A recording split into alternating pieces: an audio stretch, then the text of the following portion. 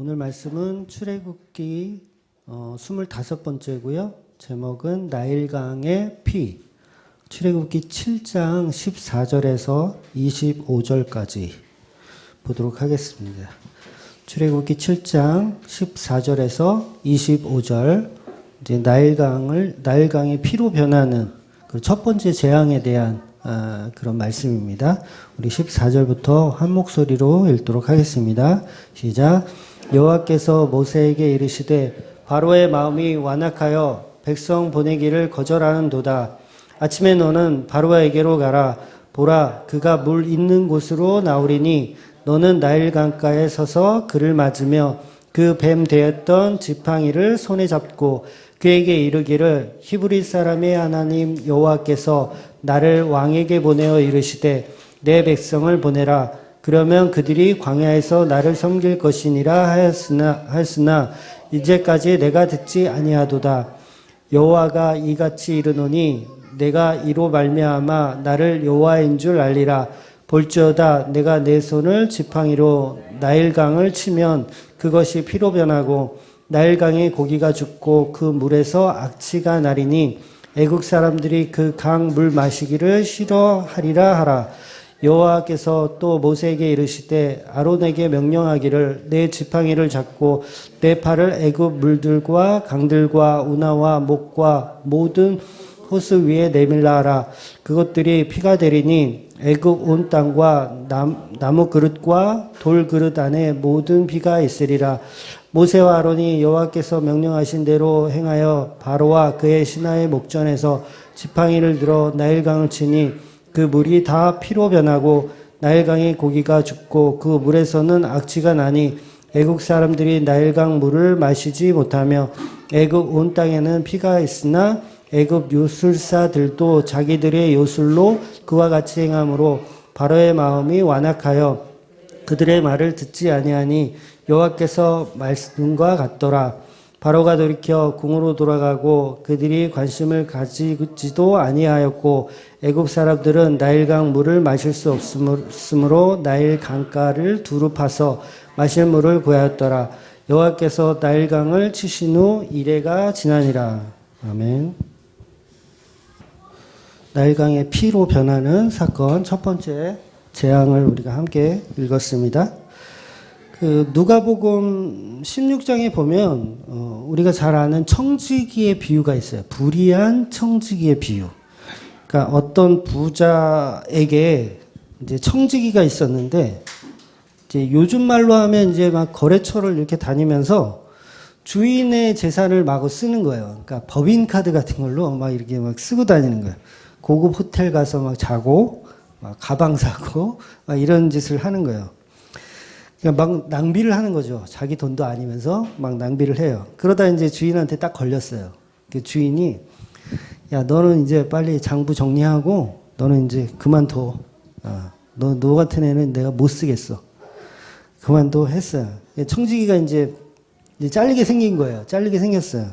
그래서 생각해 보니까 자기는 이제 힘도 없고 어디 가서 이제 노가다 하기에도 이제 좀 허리도 안 좋고 인력 사무실 나가기도 힘들고 그렇다고 이제 자기가 그래도 청지기 공장장 수준이었는데 어디 가서 이제 빌어먹기도 그렇고 창피하고 그래서 뭘 하냐면 그동안 자기 주인의 거래처들, 자기 회사의 거래처들을 사람들을 이렇게 모은 거예요. 모아서 이제 그들이 이제 받아야 하는 돈들이 있잖아요. 회수해야 할 돈들을 탕감을 이제 해주는 거예요.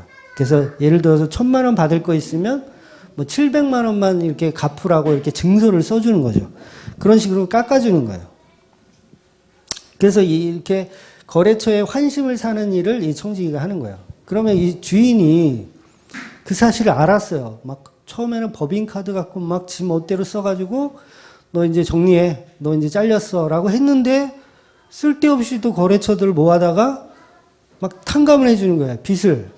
주인의 빚을. 그러면 이건 당장 죽여도 이건 시원치 않잖아요. 그런데 주인이 뭐라고 하냐면 화를 내는 게 아니라 칭찬을 해요. 오히려. 야, 너의 지혜에 내가 아주 감동했다. 이러면서 칭찬을 해줍니다. 그러니까 그러니까 요게 이제 예수님 말씀하신 불의한 청지기의 비유거든요. 근데 이게 무슨 말이냐면 조금 어렵기는 한데 결국은 분리에 대한 이야기, 구별에 대한 이야기를 지혜롭게 했다 그 얘기를 하는 거예요. 그러니까 누구에게 붙어 먹을 거냐? 쉽게 얘기해서 누구한테 붙어 먹을 거냐? 그 얘기거든요. 그러니까 세상 사람들도 불의한 재물을 팔아서 친구를 사는데, 그러니까 이 지금 비유에 나오는 이 사람은 세상 사람이잖아요. 세상 사람도 이 지혜를 가지고 누구한테 붙어 먹어야 자기가 사는지를 아는데 우리 인간들은 그러지 못한다는 거예요. 그러니까 어디에 붙어야 할지, 하나님께 붙어야 할지 아니면 세상에 붙어야 할지 그것도 모른다는 거죠. 그 지혜도 없다라는 거예요. 그래서 예수님께서 이 비유를 결론으로 어떤 말씀을 주시냐면 누가복음 16장 13절입니다. 요게 지금 불의한 청지기 비유의 결론적인 얘기예요. 시작. 집 하인이 두 주인을 섬길 수 없나니 혹 이를 미워하고 저를 사랑하거나 혹 이를 중히 여기고 저를 경히 여길 것임이니라. 너희는 하나님과 재물을 겸하여 섬길 수 없느니라. 그러니까 이 말을 듣고 바리새인들이 다 비웃어요. 뭐 말도 안 되는 그런 얘기를 하고 있어. 이러면서 비웃어요. 왜 비웃었냐면 예수님이 하시는 그 청지기의 비유 자체가 엉터리잖아요. 혼내야지 그걸. 혼내고 때려줘야지. 그걸 칭찬해줘? 말도 안 돼. 그 엉터리예요. 엉터리 얘기를 예수님께서 했다 그래서 그것도 비웃는 거고 또 예수님께서 말씀하시는 지금 두 주인 하나님과 돈을 같이 섬길 수 없다. 이 얘기가 바리새인들이 듣기에는 말도 안 되는 엉터리라는 거죠. 돈하고 하나님을 분리하는 것 자체가 엉터리로 생각하는 거예요. 잘 들어보세요. 우리가 교회를 다니는데 교회 다니면 복을 받아요. 교회 다니면 사업이 잘 되고 건강하고 당연한 거잖아요. 근데 예수님이 그걸 지금 분리시킨다는 거예요. 돈과 하나님은 분리가 되어 있다. 이 선한 청지기 비유에서 그 얘기를 하는 거거든요. 분리되어 있다. 그럼 바리새인들이 듣기는 무슨 소리야? 어떻게 분리가 돼? 돈하고 하나님은 같이 가는 거야. 복과 하나님은 같이 가는 거야. 요거를 얘기하는 거예요. 그래서 예수님의 말이 웃기는 짜장면으로 들리는 거예요. 웃기는 짬뽕이다. 하나님이면 돈이 같이 가는 거지 라고 생각하는 거를 깨는 얘기가 불의한 청지기 비유거든요.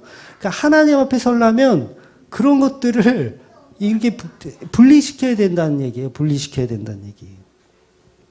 하나님과 돈은 같이 갈 수 없다는 걸 이야기하는 겁니다. 근데 우리는 그 얘기를 들으면 웃기죠. 콧방귀를 끼죠. 하나님은 우리 주인이고 우리의 필요한 것을 공급하시는 하나님이라고 우리는 철석같이 믿고 있어요. 그러니까 하나님이 네 거로 돈인 거예요. 돈은 곧 하나님인 거고. 이거는 여러분 부정할 수가 없는 겁니다. 이거 우리가 그나마 좀 바른 복음을 들어서 아닌 거를 좀 알지만 사실은 아니에요. 돈이 곧 하나님이고 하나님이 곧 돈줄. 하나님이 곧 돈줄. 그러니까 이거를 깨는 게 예수님의 말씀인 거죠. 두 주인을 섬길 수 없다. 그래서 분리되어져야 한다. 나누어져야 된다. 그 얘기를 하는 거예요. 근데 우리의 머릿속에는 바리새인 같은 그런 사고가 있기 때문에 요즘 교인들도 다 똑같습니다. 하나님은 잘 믿으면 복을 받는 게 당연한 건데 왜 그걸 분리시키냐? 라고 비웃는 거죠. 하나님이 곧 돈이다. 라고 생각하는 거예요. 물론 그렇게 대놓고 얘기하진 않지만 결과적으로 이렇게 보면 네, 맞아요. 하나님이 곧 돈이다. 라고 믿고 신앙생활 하는 사람들인 거예요. 지금 이 시대도 이 바리새인들과 똑같은 생각으로 신앙생활을 하고 있다는 거죠. 전부 가득합니다. 저와 여러분도 열애가 아니에요. 마찬가지예요. 속이지 마세요. 하나님 믿으면 잘 된다라는 우리의 이 숨겨져 있는 이 깊은 곳에서 이게 뻗어 나와요. 돈은요, 여러분 열심히 수고하고 노력해서 버는 거예요. 하나님 잘 믿으면 하나님이 돈을 주시는 분이 아닙니다. 그러니까 돈은 번뜩이는 아이디어로 버셔야 돼요. 그러니까 아까도 제가 사석에서 잠깐 말씀드렸지만 출산율이 점점 낮아지는데 유치원을 계속 막 확장하고 막 넓히고 공사해. 이게 번뜩이는 아이디어인가요? 이건 조금 문제가 있는 거야, 조금. 그러니까 그런 아이디어, 좋은 방향성을 가지고 돈을 버는 거죠.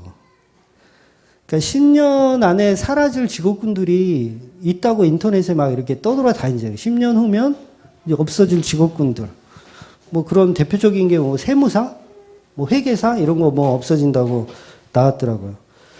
그러니까 전에 저희 초등학교 때도 그 버스 안내양이 있었어요. 버스 안내양. 근데 그 돈 거슬러 주는 기계가 나오면서부터 버스 안내양이 순식간에 다 사라져 버렸어요.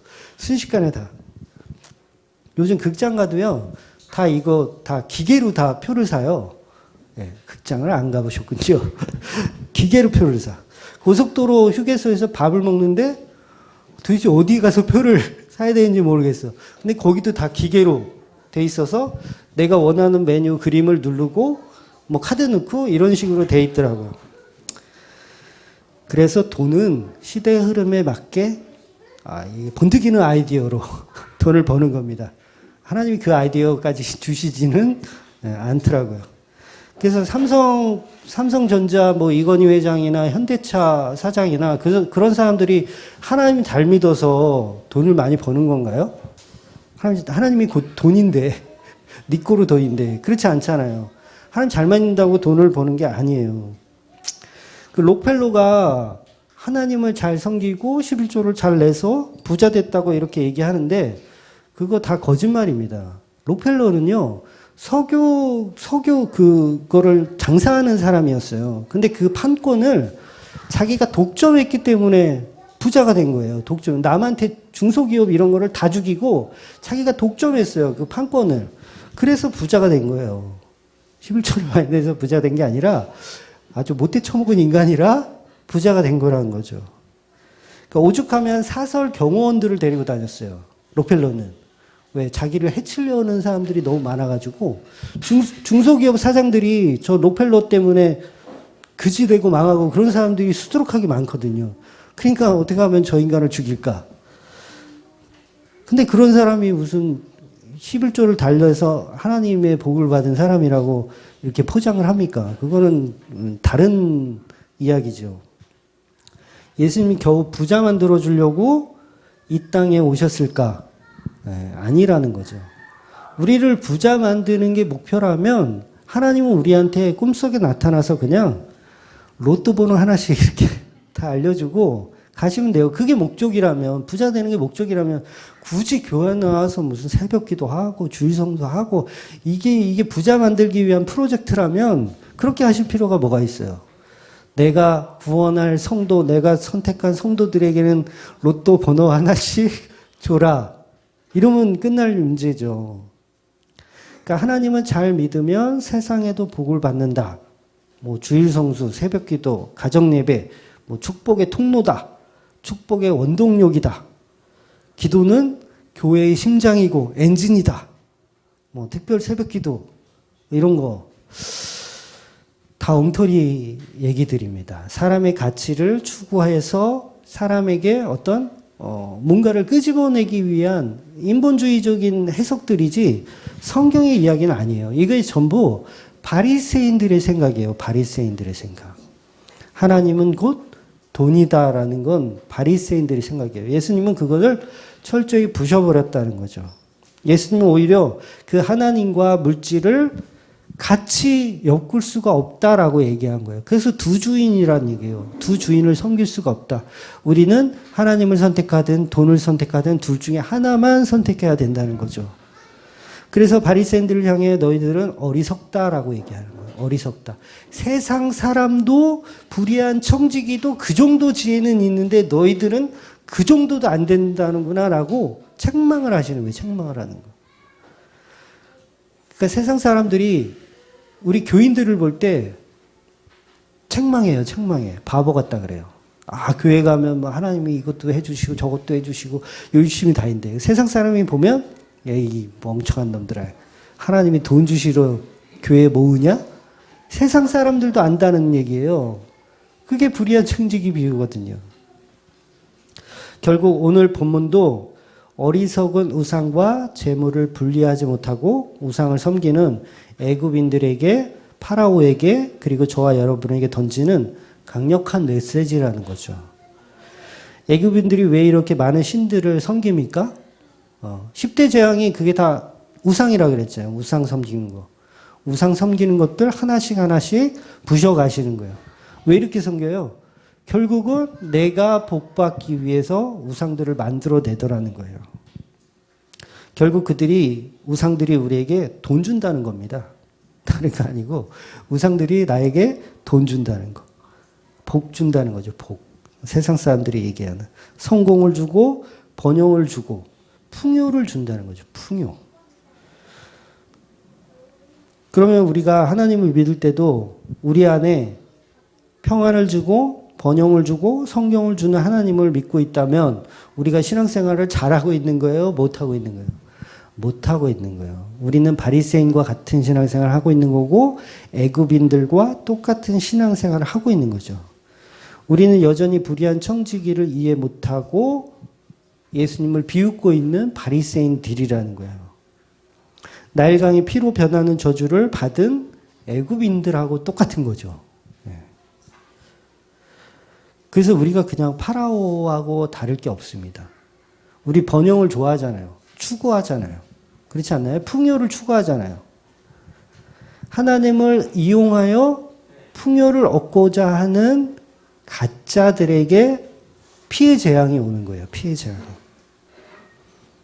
우리는 전부 그런 하나님을 보고 비웃는 거죠. 하나님은 축복의 하나님인데 왜 그런 얘기를 하냐? 뭐 삼박자 축복 맞나요? 삼중 축복? 뭐 이런 거 얘기하시는 그 나이 많은 목사님 있잖아요. 오중 축복 뭐 이런 거. 이딴 걸 만들어내는 사람들이 바리새인이라고요. 이런 것들을 만들어내는 사람들이. 그러니까 예수님은 돈과 하나님을 분리시켜 버린다고 얘기를 하시는데 자꾸 우리는 돈과 하나님을 하나의 신으로 만들고 싶어하는 속성이 우리 안에 있는 거예요. 그게 기독교를 이끌고 있는 사상이에요, 지금. 그러니까 기복주의, 성공주의, 기독교 안에서 그것들을 사실은 분리해내야 되는 거죠. 분리해내는 거. 그러면 그 일들을 분리해내려고 하면 할수록 교인들은 계속 비웃는 거죠. 말도 안 된다고 비웃어요. 그러니까 예수를 믿으면 복 받는 게 당연한 거지 왜 그런 얘기를 하냐고 그러고 20년을 30년을 교회 다녔어도 그런 얘기 처음 듣는다는 거예요. 왜 분리하냐고.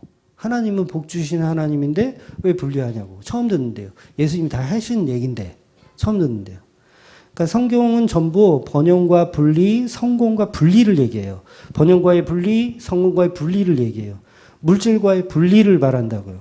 근데 이런 설교를 처음 듣는데요. 그러니까 우리가 얼마나 지금 바리새인적인 신앙생활을 하고 있냐는 거죠.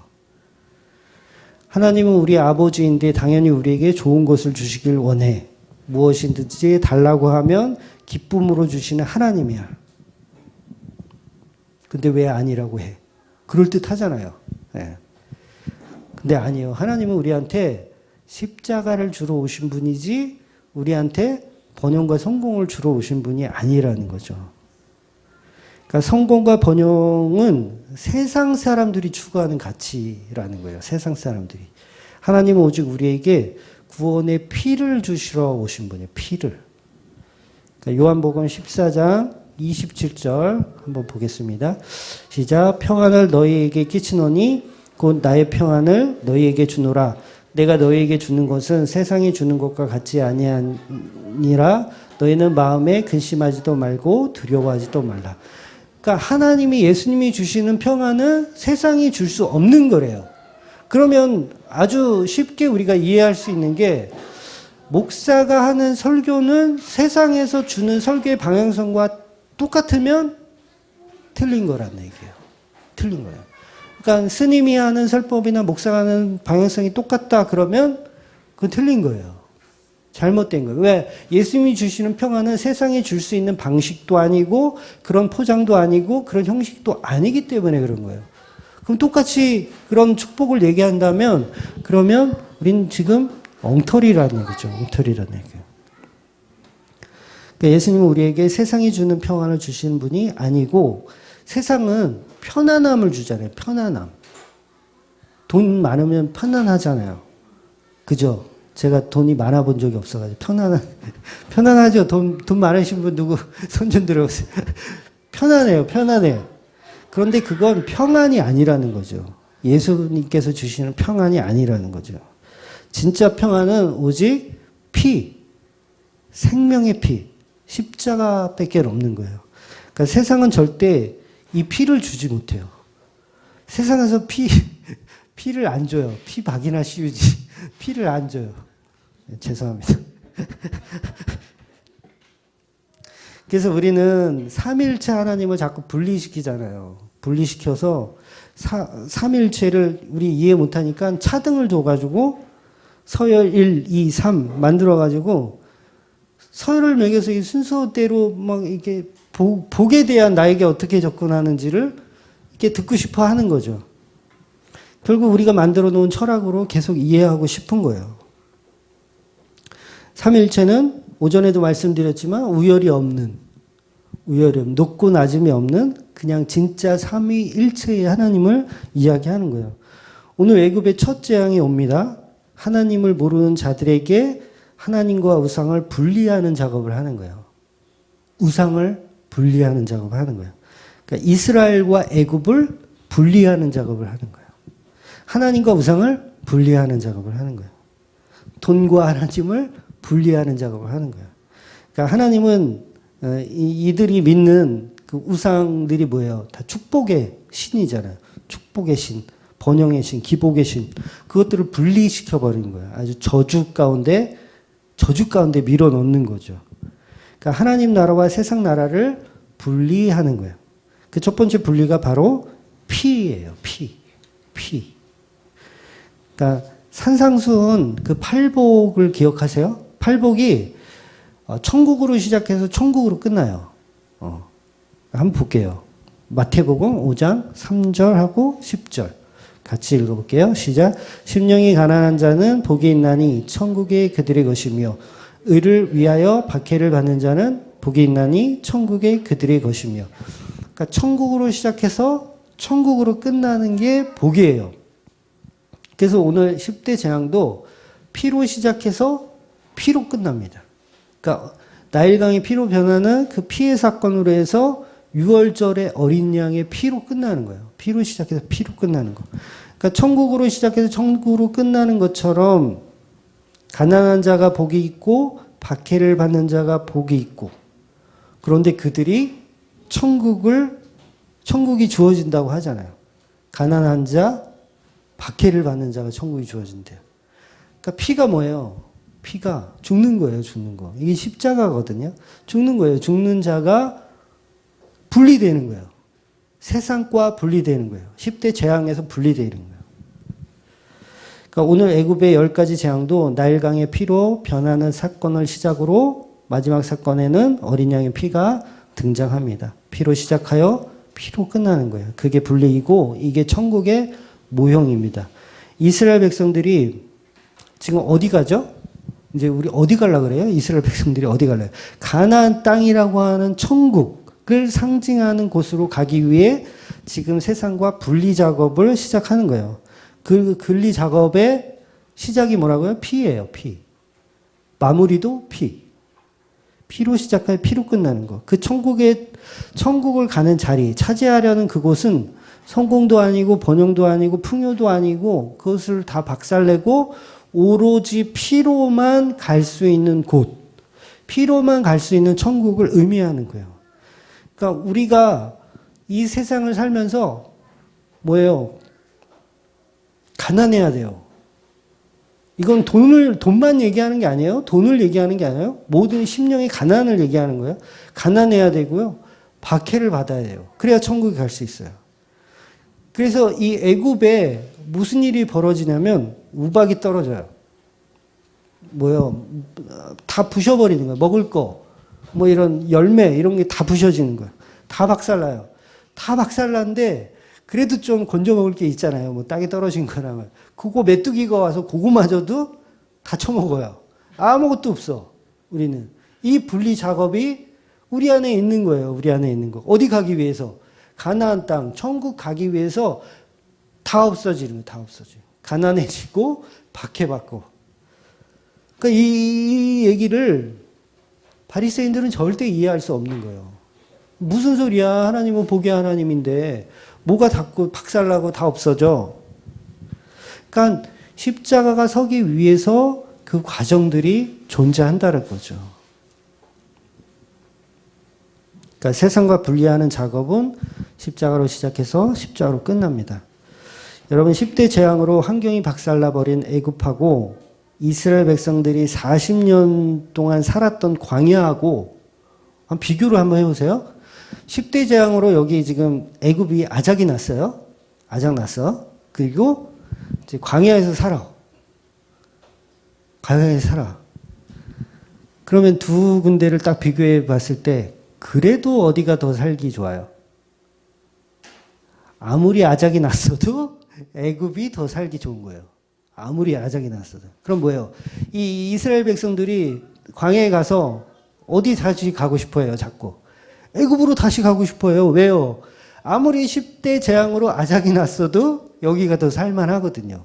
광야보다는.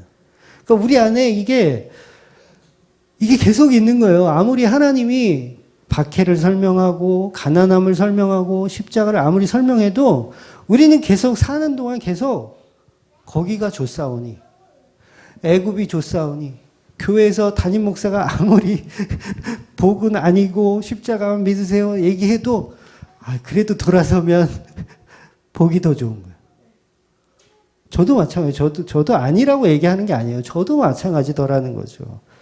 그래서 우리는 그 십자가가 설 수밖에 없는 거죠. 그런 존재이기 때문에 십자가가 설 수밖에 없는 거예요.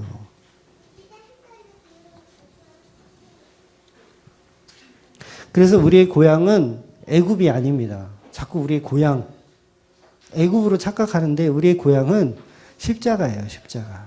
우리는 피에서부터 시작해서 피로 끝나는 존재들이에요. 십자가. 그래서 세상에 줄 수 없는 평안이라고 얘기하는 겁니다. 그래서 우리는 맨날 예수 믿으면 밥이 나오냐, 떡이 나오냐. 응?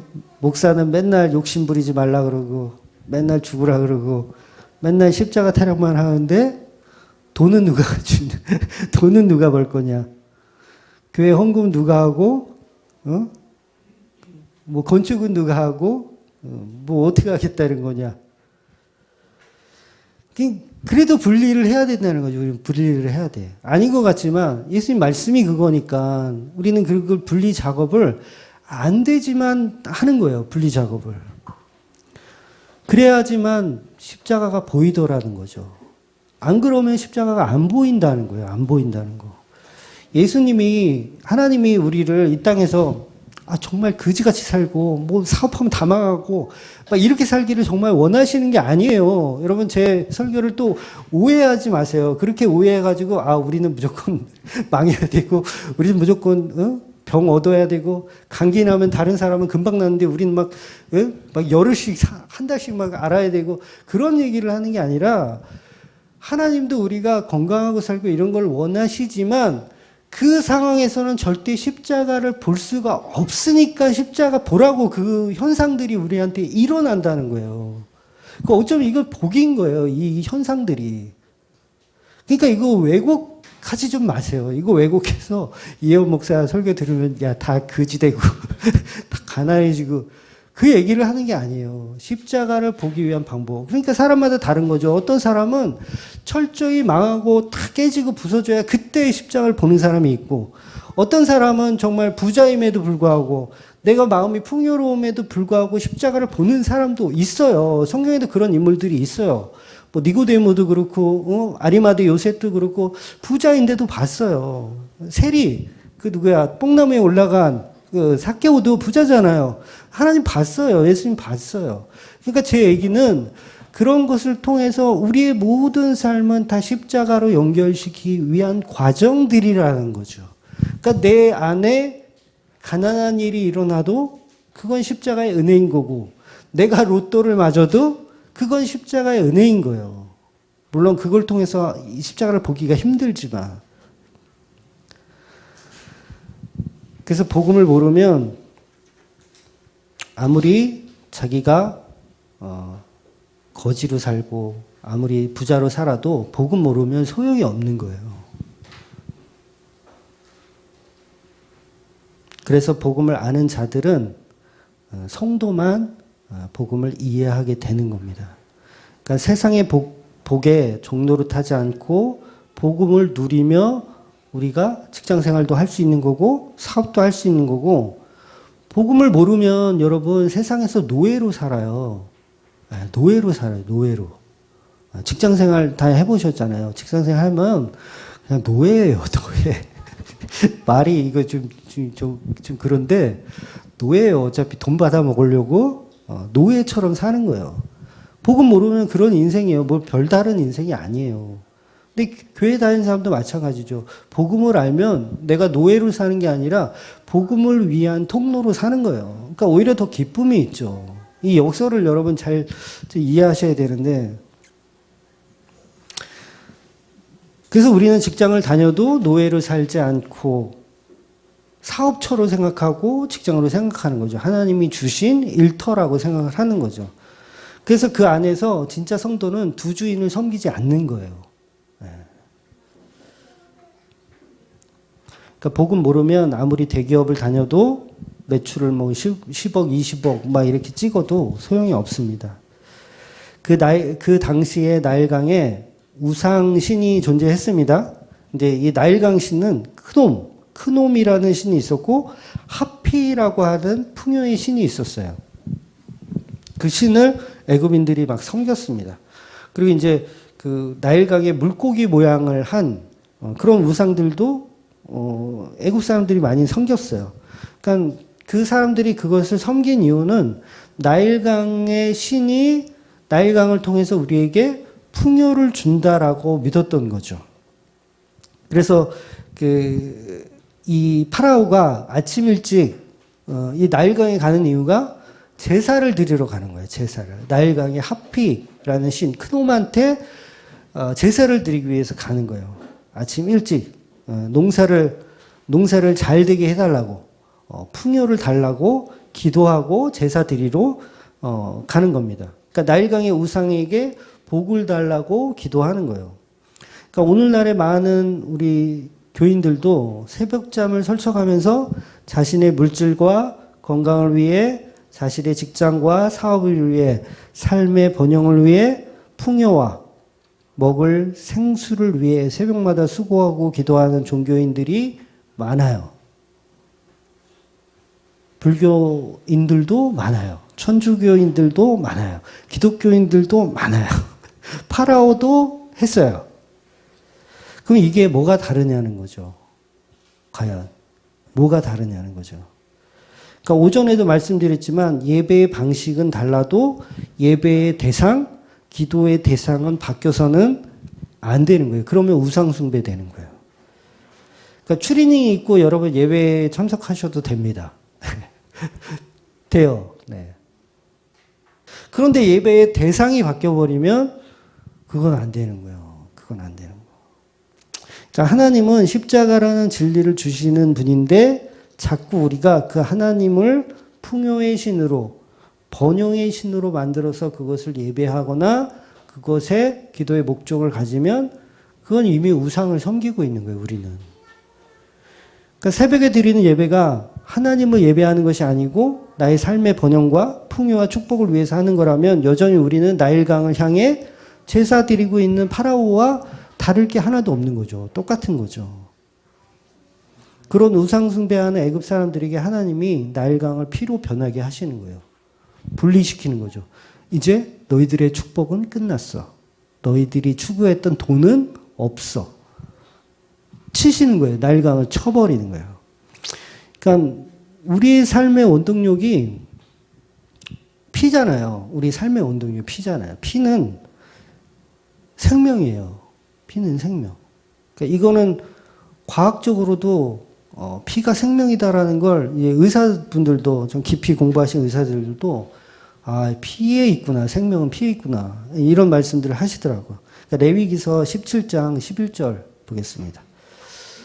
시작. 육체의 생명은 피에 있음이라. 내가 이 피를 너희에게 주어 제단에 뿌려 너희의 생명을 위하여 속죄하게 하였나니 생명이 피에 있었으므로 피가 죄를 속하느니라.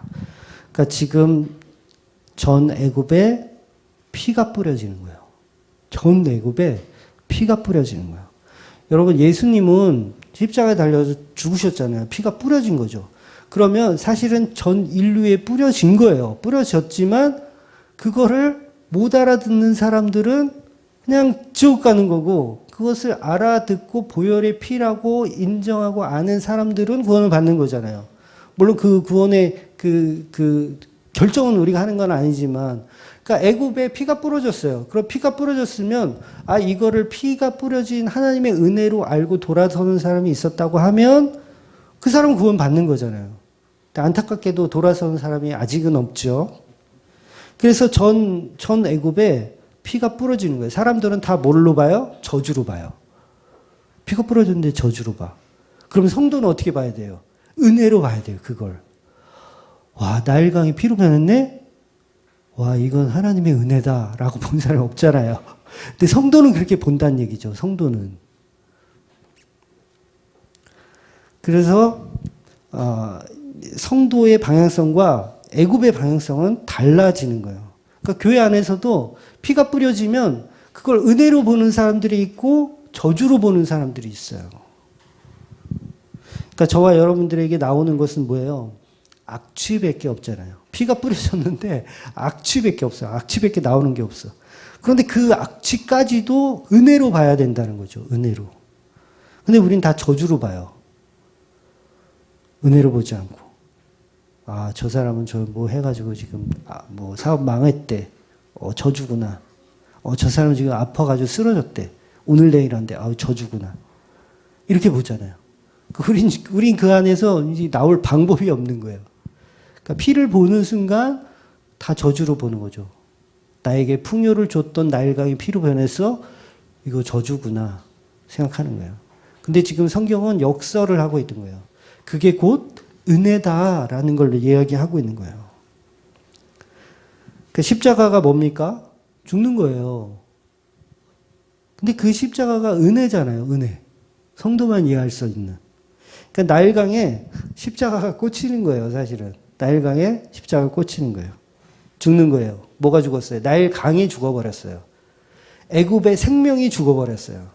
악취가 날 정도로 죽어버렸어요.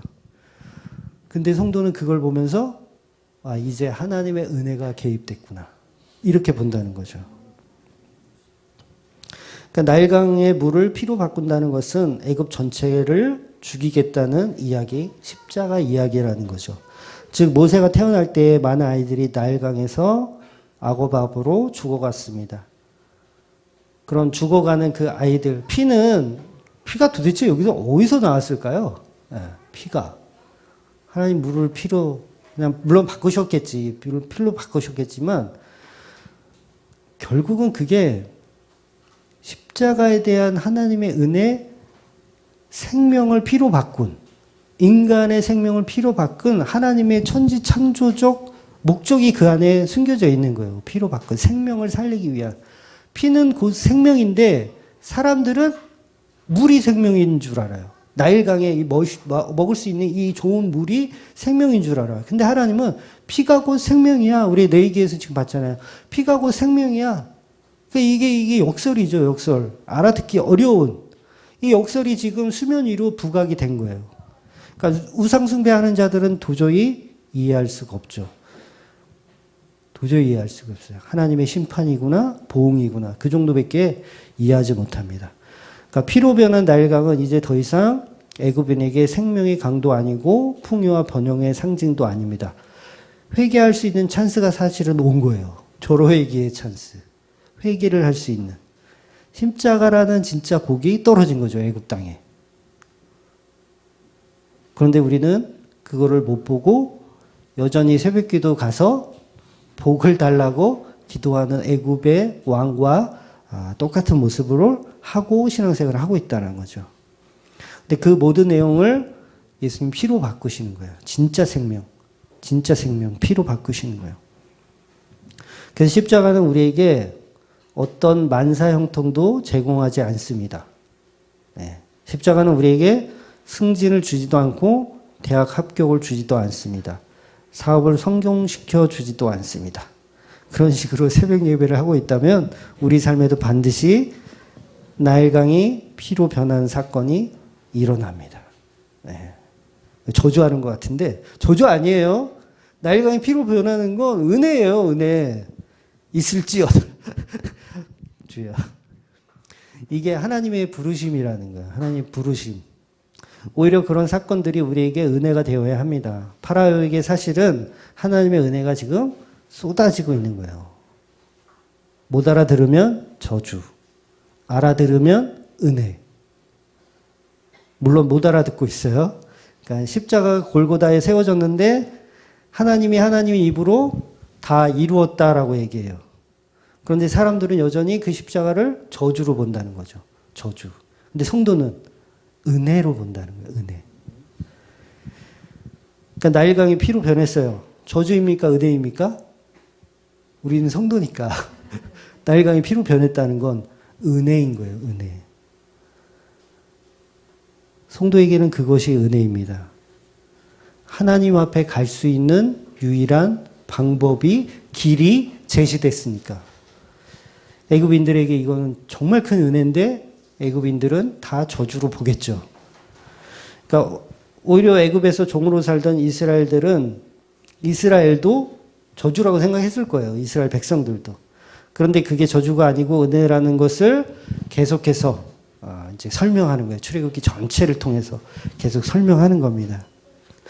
그러니까 나일강 그 신 하피는 그 나일강은 원래 이게 범람을 해야 되거든요. 때에 따라서 범람을 해야 돼. 물이 이렇게 비가 많이 와서 범람을 해야 온 땅을 이렇게 나일강을 촉촉하게 이렇게 적셔줘야 농사하기가 좋아요.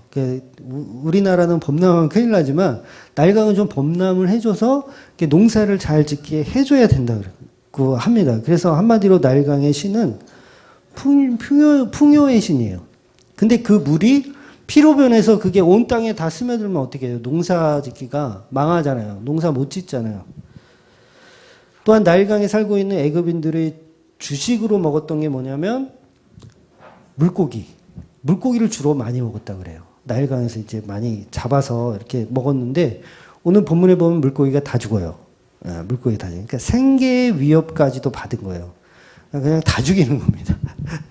이 피를 변하게 해서 십자가 딱 섰더니 다른 것들이 그냥 다 죽는 거예요. 십자가는 다 죽이는 거예요, 여러분. 오전에도 말씀드렸지만 다 죽이는 거예요. 그러니까 내가 복이라고 추구했던 것들이 다 기각되어지는 거죠. 그거 복 아니야 라고 얘기하는 거야. 그건 불의한 청지기도 아는 거야. 그거 그 정도 수준은. 그러니까 때로는 우리 삶에도 사업이 망하고 직장에서 뭐 잘 안 되고 뭐 퇴직을 당한다던가 이런 일들이 생길 수가 있습니다. 그런데 세상 사람들은 오히려 견디기가 힘들어요. 그런 상황이 오면. 그래서 막 이렇게 목숨을 끊는 분들도 계시고, 막 사업 망해가지고. 근데 성도들은 오히려 잘 견뎌요. 왜? 그게 오히려 복일 수 있으니까. 오히려 다 잘 견뎌요. 그러니까 그동안 그것을 못 견뎌하고 그것을 힘들어 한다고 하면 여전히 나는 교회에서 우상 섬기고 있었던 거예요. 그러니까 이런 테스트가 여러분 안에 좀 없어야 되겠지만 저한테는 좀 있었거든요. 그런 테스트들이. 그런 테스트가 오면서 저는 견뎌낼 수가 있더라고요.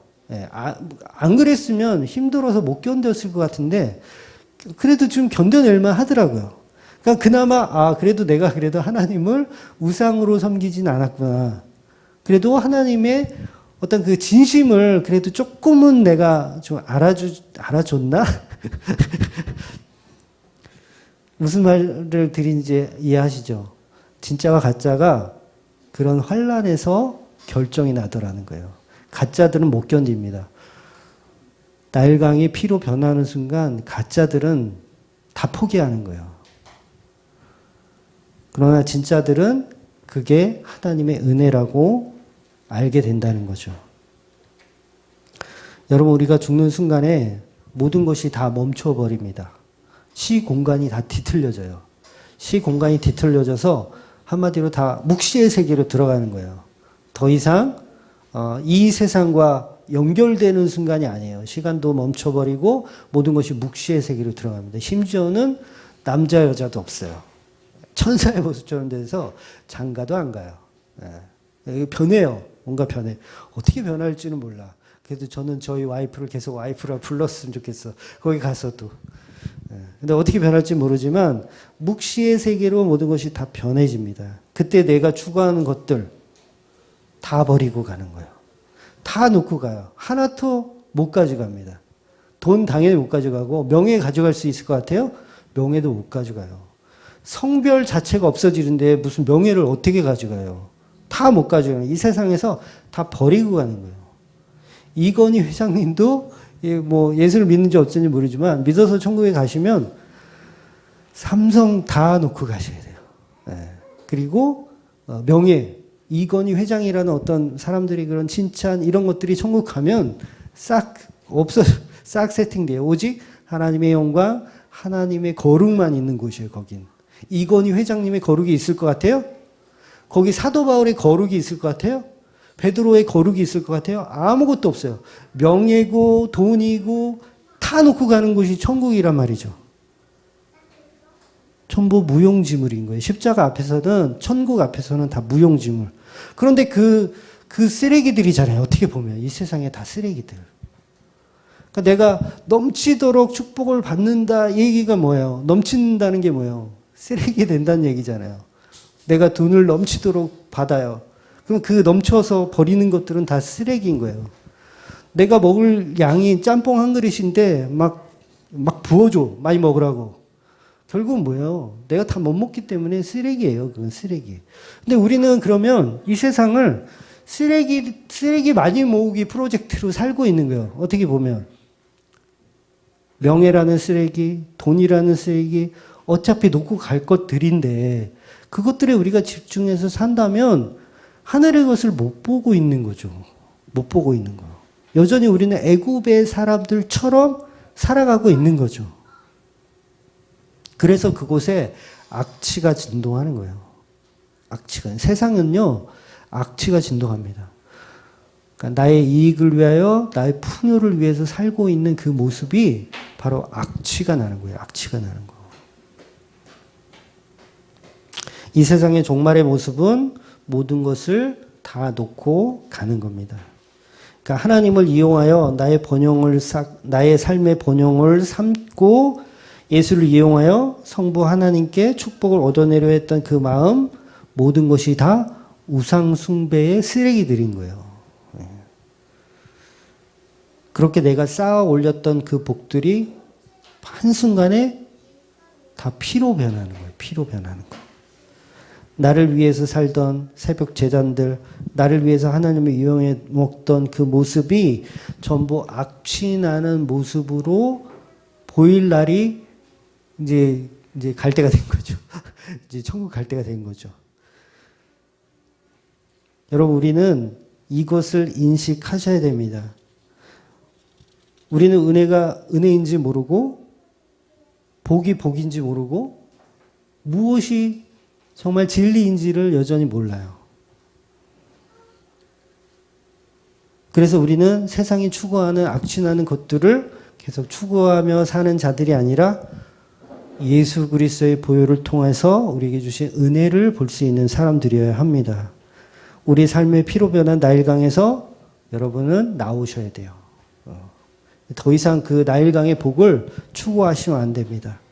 바로 그때 여러분의 그 예수 그리스도의 십자가가 우리 안에 세워지는 거예요. 악취나는 우리에게, 냄새나는 우리에게, 번영을 추구했던 나에게 십자가가 오셔서 그 번영들이 다 피로 변하여 하나님의 은혜로 바뀌더라는 거죠. 그러니까 나의 번영을 목적으로 살았던 내가 우상 숭배자였고 그것을 깨달으라고 지금 나일강이 피로 변하는 겁니다. 세상 사람들이 여전히 그 은혜를 흉내낼 겁니다. 흉내내요. 봐라, 우리도 물을 피를 변하게 할 수 있다. 마술사들이, 요술사들이 요거 흉내내잖아요. 여전히 흉내냅니다. 종교라는 이름으로, 철학이라는 이름으로 계속해서 흉내내요. 근데 여러분 속지 마세요. 여러분 세상에 감동하는 것들이 얼마나 많이 있습니까? 감동하는 것들 참 많아요. 유튜브를 보다가도 뭐 누가 사고 나는데 옆에서 막 사람들이 모여가지고 막 이렇게 도와주고 이런 거 보면 감동을 흘리잖아요. 감동. 아, 감동. 영화 보면 막 눈물 막 흘리잖아요. 야, 감동이다. 어떻게 인간에 저렇게 인간을 사랑하고 저렇게 희생정신이 있을까? 막 감동해요. 그게 뭐예요? 다 거짓이라는 거예요. 거짓. 그러니까 그 감동 자체가 나쁘다는 게 아니라 인간이 행할 수 있는 감동은 좋지만 그게 구원을 줄 수 있는 방향성을 갖고 있지는 않다라는 얘기예요. 근데 우리는 계속 속고 있어요. 술사들이 피를 막 만들어내는 것처럼 속고 있어요. 세상이 주는 철학, 감동 뭐 이런 것을 통해서 마치 그런 사람은 천국에 가야지 라는 식으로 속이고 있다라는 거죠. 근데 피는 오직 예수 그리스도의 십자가뿐이 없음을 여러분들이 아셔야 합니다. 십자가 없는 세상은 전부 가짜 감동이에요. 십자가 없는 어떤 선한 일 다 거짓말입니다. 그것에 속으시면 안 돼요. 그러니까 불쌍한 사람들 많이 돕는 어떤 슈바이처 같은 사람, 뭐 테레사 수녀 이런 사람들 뭐야? 얼마나 감동적인 일들을 많이 했습니까? 그런데 그 안에 십자가가 없기 때문에 여전히 술사들입니다. 그 사람들은 술사들이에요. 거기서 감동해서 그 사람의 가치를 따라가려고 하는 건 여전히 우리는 애굽을 살고 있는 거예요. 진짜 진리가 무엇인지 보셔야 됩니다. 정말 예수님이 십자가가 아니면 전부 악취나는 썩은 피에 불과하다. 이 세상에 우리가 추구할 가치들은 십자가밖에 없음을 아시는 저와 여러분이 되시기를 주의 이름으로 축원드립니다. 아멘. 기도하겠습니다.